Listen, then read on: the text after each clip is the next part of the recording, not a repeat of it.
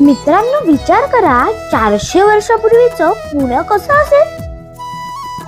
जेव्हा जिजाऊ मातांनी पुण्यात पहिलं पाऊल ठेवलं तेव्हा ज्यांनी ज्या शक्तीचं दर्शन घेतलं ती म्हणजे आपली तांबडी जोगेश्वरी. जेव्हा पुणे उजाड झाले होते तेव्हा जिजाऊंनी पुण्याची पुनर्स्थापना करताना पुण्याचे ग्रामदैवत म्हणजेच कसबा गणपतीची स्थापना केली. शिवरायांच्या स्वराज्याची स्वप्न या उंबरठ्यावर विसावली होती. पेशवे काळातही या मंदिराला सोन्याचे दिवस आले.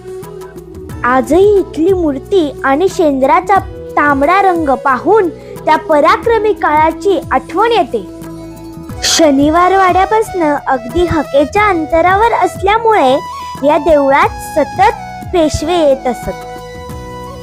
जेव्हा दसऱ्याच्या दिवशी या देवीची पालखी निघते तेव्हा आजही तोच जुना राजेशाही थाट आपल्याला पाहायला मिळतो. हे फक्त एक सामान्य मंदिर नाही तर पुण्याच्या अस्तित्वाचा पुरावा आहे. मित्रांनो, आपण या मातीचे पाईक आहोत. आपल्याला ही संस्कृती आणि इतिहास कसा विसरून चालेल? चला तर मग हा इतिहास सर्वांपर्यंत पोहोचवू.